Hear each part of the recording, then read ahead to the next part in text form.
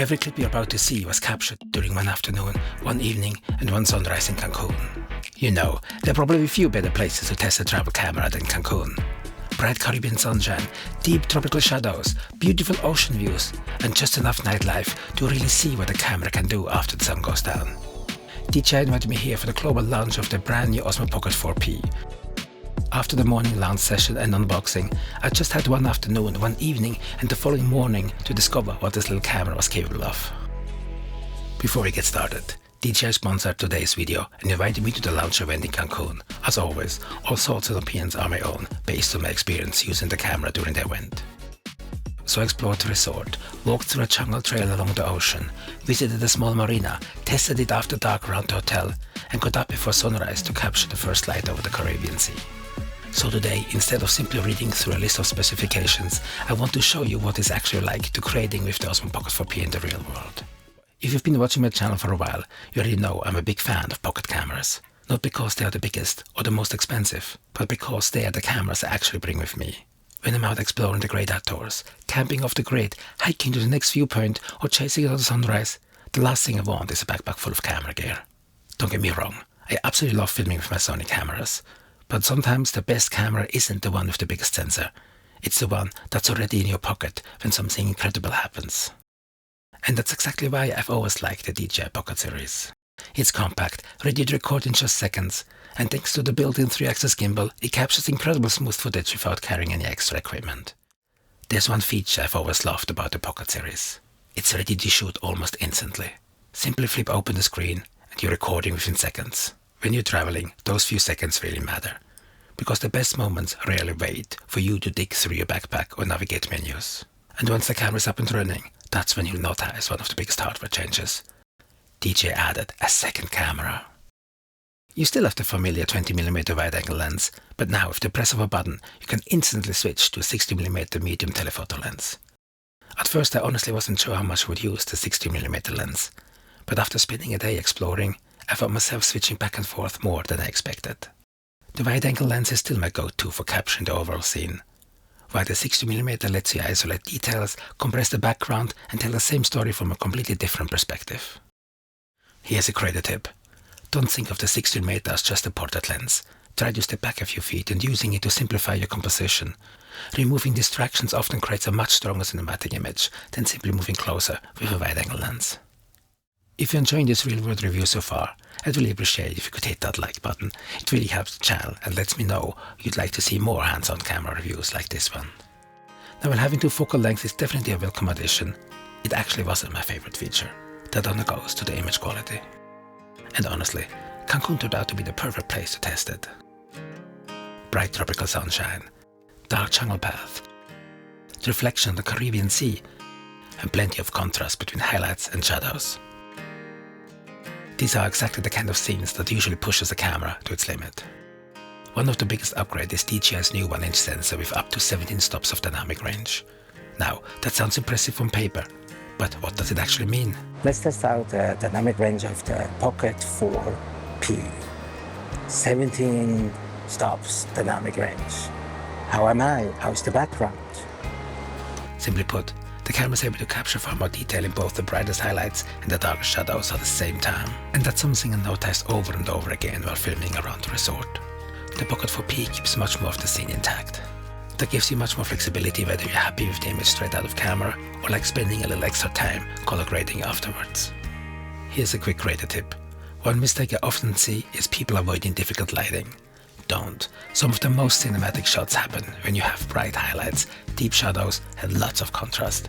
That's exactly where cameras like the Pocket 4P have a chance to shine. Now, image quality isn't just about dynamic range or color. Sometimes it's simply about slowing a moment down. The Pocket 4P can now record 4K at up to 240 frames per second, allowing you to capture incredible smooth slow motion footage. For me, it was this jump on the beach. In real life, it lasts only a second, but slowed down, it suddenly feels much more cinematic. That's the beauty of high frame recording. It lets you emphasize moments that would normally be over in the blink of an eye. Of course, capturing great footage is only half the story. The other half begins once you start editing. And that's where D-Log and the new D-Log 2 come in. If you've never used a log profile before, don't worry. It's actually much simpler than it sounds. When you first look at D-Log footage, It probably won't impress you. The image looks flat, low contrast, and the colors are a little muted. But that's completely intentional. Instead of creating a finished-looking image in camera, DLO captures as much image information as possible, giving you much more flexibility during editing.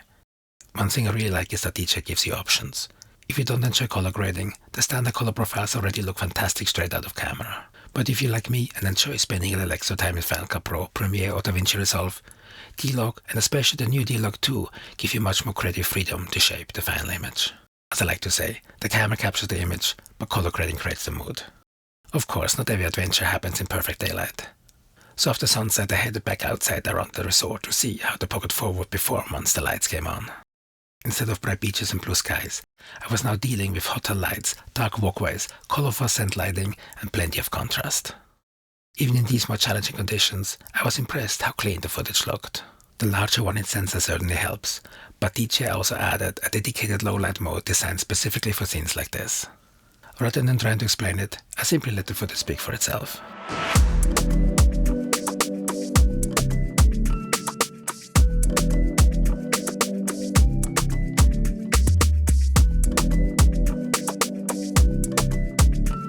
What I like is that the scene still feels natural. The camera brightens the image without completely losing the atmosphere. That makes nighttime footage look, well, like nighttime. Here's a quick graded tip. When shooting in low light mode, slow your camera movements down. Smooth, deliberate movements allow the sensor and the 3-axis gimbal to work together, and that's when you get the most cinematic results. Now if you're filming yourself, DJI also includes a magnetic fill light with the Creator combo. This isn't meant to replace a full LED light, and it's not going to illuminate an entire scene. I'm shooting here with the Osmo Pocket 4P and I have the fill light mounted. In the background you can see the hotel and it does really a nice job filling in some light in my face. The hotel, as you can see, is actually pretty bright. If I wouldn't have the fill light, I would be actually pretty dark. You can just see right now if I take it off here. As you can see now the fill light is off and it's pretty dark. Let's see if I can put it back on again. And the fill light is back on. Amazing! It adds the snuff light to help separate you from the background without carrying extra gear. And for a camera that's designed to fit in your pocket, that's a real practical addition. Now image quality is only part of the story. For me, one of the biggest reasons I enjoy using the Pocket series is because I usually film by myself. That means I'm often the camera operator, the presenter, and occasionally the guy running back to the camera because I forgot to press record. Fortunately, DJI has added a few features that make creating solo a whole lot easier. Let's start with gesture control. Instead of walking over to the camera every single time, you can simply use a hand gesture to start or stop tracking or recording. It's one of those features that might sound small on paper, but when you're filming alone, especially outdoors, it quickly becomes something you start using all the time. Once you're recording, active track takes over. During my time in Cancun, it did a great job keeping me framed while I walked through the scene, allowing me to focus on talking to the camera instead of constantly wondering if I was still in the shot. If you create content on your own, that's a feature you appreciate very quickly. If you decide to go with the Creator combo, you also get DJI's new Frame Tab remote controller. Let's test out the tracking here. This gives you a live preview, lets you control the camera remotely, and makes it much easier to check your framing without walking back to the camera every few minutes. I found it especially useful when filming at night, where checking focus and composition becomes a bit more challenging. And finally, there's the feature that makes the Pocket series so popular from the very beginning. The built-in 3-axis mechanical gimbal. Whether I was walking around the resort, exploring the trail along the ocean, or capturing the sunrise over the Caribbean, the footage remained incredibly smooth. And unlike digital stabilization, a mechanical gimbal has a very natural movement that still looks fantastic today. There are also plenty of small improvements that make using the Pocket 4P even more enjoyable.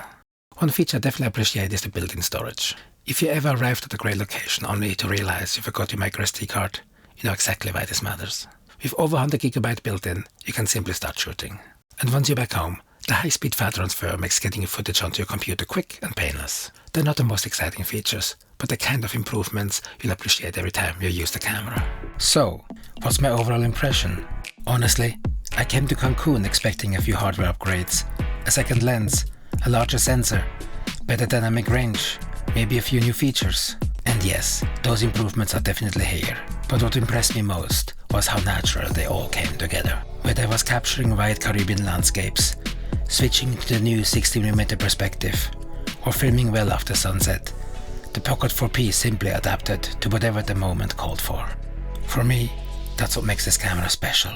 It's small enough to take anywhere, yet versatile enough that I never felt limited by what I wanted to capture.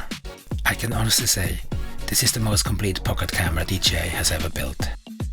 If you'd like to learn more about the DJI Osmo Pocket 4P, you'll find links and additional information down in the description below. Check out this video next to learn more about filmmaking, and how to use them. Thanks for watching. See you next time. Bye for now. What a cool experience here. What an absolutely cool experience here. In Cancun.